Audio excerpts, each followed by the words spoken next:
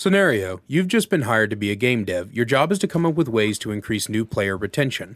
You are in charge of a small team that delivers plans to the rest of the dev team for this purpose. The question: how do you go about this, and what do you provide to new players to keep them coming back for more? Most games have various new player reward systems, giving players the opportunity to play catch-up of sorts, with bonus XP, cosmetics for completing the tutorial, and in the case of PvP games, an MMR or SBMM system to help keep new players against new players and not ruin their fun when they first start playing the game. That's the point of MMR and SBMM in non-ranked modes, by the way, guys. Remember that Tim the Trash Man clip going around a while back about how he and other high-level players are upsetty spaghetti because they can't queue pubs and shooters and start rolling all the little Johnnies who have half an hour in the game and haven't even learned the controls yet? But we want to just have fun and relax. Yeah, and so do the new guys, but they can't do that when they are up against more experienced players, because even if it's a subconscious effort, you're inevitably going to be better than them and make the game harder and less fun. There's an entire discussion to be had around turning MMR on for new players and off for experienced players, but that's not what this video is about. Back to the scenario and my question: what do you introduce to improve new player retention? You'll notice one thing I didn't mention completely is a tutorial. Tutorials have existed in gaming for a long time. I want to say the turn of the late NES, early SNES, and Sega Genesis era, and they serve a simple purpose: teach the new player the controls and the in and outs of the game. The tutorial is supposed to be short, sweet, and to the point. In multiplayer PvP games, the tutorial serves the purpose of preparing for real matches. Nobody wants to be mid-match and hear, guys, how do I shoot?" in their headset. So to avoid frustration and confusion for everyone involved, a tutorial is put in. But what do you do when a game's complexity far exceeds the boundaries of what a tutorial should be? When there are multiple mechanics, interactions, and a mountainous amount of information you need to be given, you are no longer able to have that short and sweet tutorial. You need to have more available to you. In that regard, let's talk about Dead by Daylight. I've often compared Dave by Danny to a TCG because of its perk system. But when I was sitting down to write this video, I realized the complexities of Dear Barry Allen go much deeper than that. And looking back on the tutorial when I first started, I realized I maybe need to look at this video from a different angle. How complicated is Doors by Deadlight, and how can we improve the new user experience overall? So the base game itself is pretty simplistic. Survivors find 5 gens hidden around the map, hold M1 until no longer allowed. Once 5 gens no longer allow you to hold M1, you go to an exit gate and hold M1 until it opens and then leave.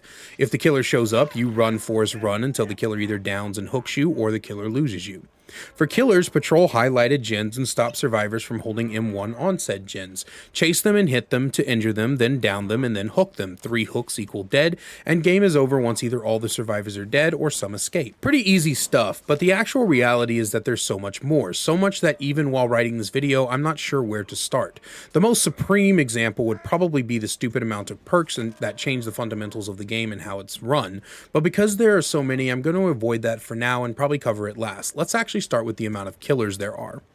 As of the release of the Xenomorph and her fantastic Dumpy, there are currently 33 killers if you count the demo doggy, and since you can still case them occasionally, we're going to count them, even if they are a rare sight.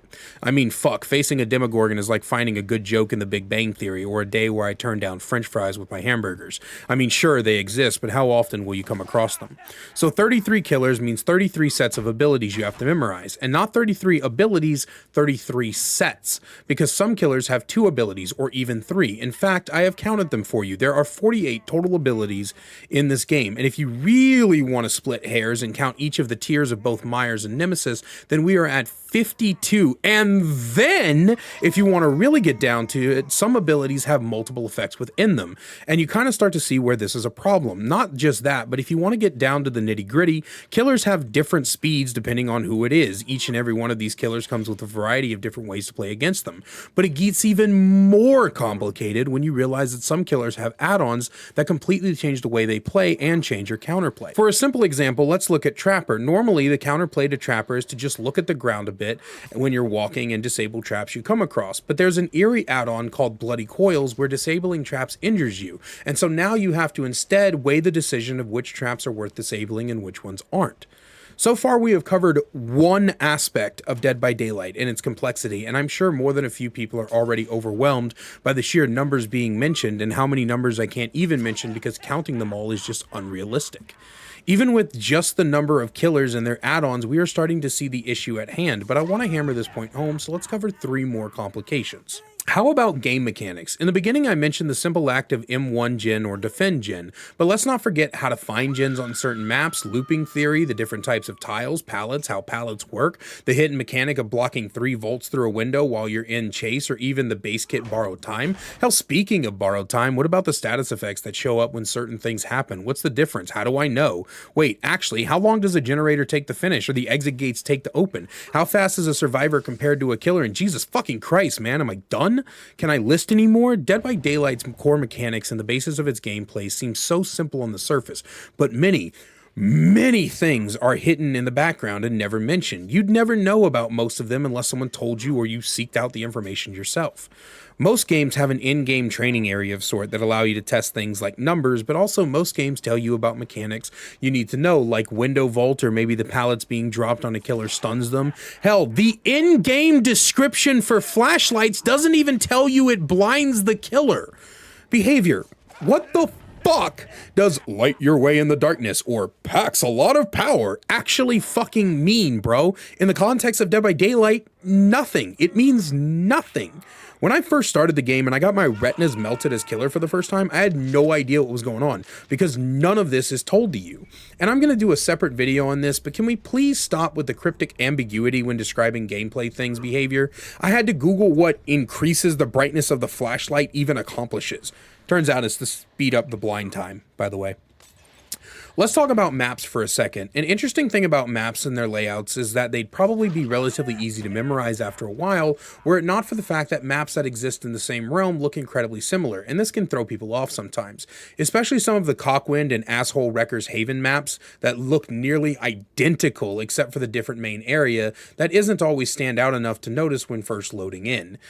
With all of these combined, it takes memorizing maps a really long time, and even today, after almost 1,000 hours in the game, I still get confused when I load into certain maps, trying to remember which one exactly I'm on, what the size of it is, what the distance between certain things are, where specific totem spawns like to happen, where hatch spawns like to happen. It's absolutely ridiculous. Finally, let's cover the original idea for this video: perks. Currently, as of writing this during the release of the Alien chapter, there are 243 perks according to the wiki. 243 different extra active and passive abilities you as a new player need to know. Granted, much like TCGs, you won't have to know all of them all the time for counterplay purposes, because some of them nobody uses, and even if they do, then you need to just GG go next and ignore it if it kills you, and silently shake your head like a disappointed grandpa who just found his 17-year-old grandson jerking it to My Little Pony porn if it doesn't. Perks have such a huge impact on the game that running without them is a challenge, and running with different ones than normal creates a noticeable change in your muscle memory. A core part of the game and a core part of how people play the game creates a lot of fun for new players and feels incredibly overwhelming. On top of that, there's so many perks that just completely overdo base mechanics in the game and overwrite the way things are supposed to function. A perfect example of this is the recently released Made for This. It's something that's not even really noticeable until you're actively in the chase and you've been in the chase for a while before you finally pick up on the speed boost. There's nothing telling you that the person you're about to chase who's injured is going to take much more of your time than regular because they just are so much faster than they normally would. From a survivor's perspective, maybe it's just really weird to notice how fast a pallet gets broken because of brutal strength. Or maybe you're expecting the killer to not move as fast, but then you all of a sudden get caught before you knew it because Play With Your Food was there. There's no way for new players to know what's going on. And when I say new, I don't just mean someone who just started the game yesterday. I mean after hundreds of hours, you may not know what's going on depending on how much of the game you actually explore. After covering all of this, I sat back for a bit and thought about an aughts video I saw a while back. It was called How Many Hours Does It Take to Get Good at Dead by Daylight? It's an interesting watch. You should definitely go check it out if you haven't. It's about 2 months old, but still holds a lot of relevance. In it, Aughts mentions that through surveying his friends, talking to newer players, and his own personal experience, he came up with a sort of tier list for the hours you have in the game, and on the surface, they seem outrageous. 250 hours for beginner, 1,200 for intermediate, 2,600 for advanced. It all seems like fucking madness, but after looking at all the shit you're expected to learn, I don't exactly disagree here. While he doesn't cover the complications like I've done here, he covers what each tier would know by the time they hit those thresholds, and the information gap is so large between those thresholds, his theory and final numbers really hold up. It's something that I think about even as I write this video. You see, I only have 1,000 hours in the game, so realistically speaking, I shouldn't even be at the intermediate tier. Now, thankfully, I'm an ADHD autistic with a hyperfocus on this game, so I would like to think that I'm a little bit further ahead than the average person. But that's exactly it. The average person isn't going to know as much as they need to hit an intermediate level before 1200 hours because there's so much crap in this game. And again, it's all about how much you explore. New players are going to find something they like and they're going to stick with it for a very long time. I actually didn't even play Survivor until I hit 400 hours in the game. By that point, I'd played most of the killers, and so I didn't know anything from the Survivor's perspective. I knew a few perks that I commonly ran into, but I didn't know how perks actually work. Up until like hour 350, I thought that the locker stun from head on was a base kit thing. So, you know what I mean? It's just one of those things that information's not readily available to people, and it can cause a lot of confusion. So how do we fix it? Accessibility is important in video games to keep new players going back. Let's go back to our scenario from the beginning of the video. You're a game dev of behavior. Your job is to improve new player retention. How do you do it? Here's how I do it. Step 1, make sure the tutorial tells you about base mechanics like windows being blocked and pallet stuns being a thing. Make sure that it covers all of the different ways that you can get away from certain killers, and also make sure that it covers the way that certain tiles spawn. You don't have to go completely in depth, like Otz has like a 5-hour video, 3-hour video, I'm too lazy to look it up right now, on all of the different tile spawns and how they work, but you can do some basic stuff, teach people what a TL is, what a jungle gym is, things like that. Step 2, introduce an optional set of tutorials that put you against each individual killer and lets you try and test out each individual killer. A menu of some sort that allows you to select a killer where a tutorial will start explaining their powers, effects, and playstyles. You can even work with people like Otz, Hins, and others to build a kind of tips section. Don't pre-drop against Huntress, save your cleanse of Plague until Death Hook, hit escape and leave the game when you hear the Legion Terror Radius, that kind of thing. Step 3, shut the fuck up. Did you guys hear that? My cat just walked in here and meowed at me while I'm recording a video. Hey, buddy. Can you be quiet while I finish? Thank you. Step 3, fix descriptions in the game. Give us actual effects of items and add-ons, and please, for the love of fuck, be clear about it.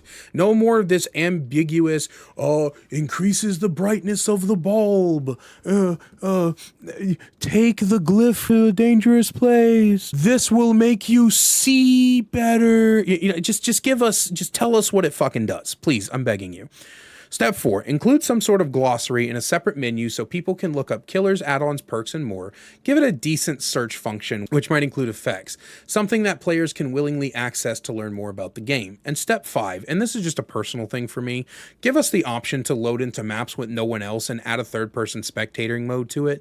Let people explore maps without having to play against bots and such. It'd be really helpful. And that's all I have for you guys today. I'm sorry the video ran a little long. I hope you all enjoyed.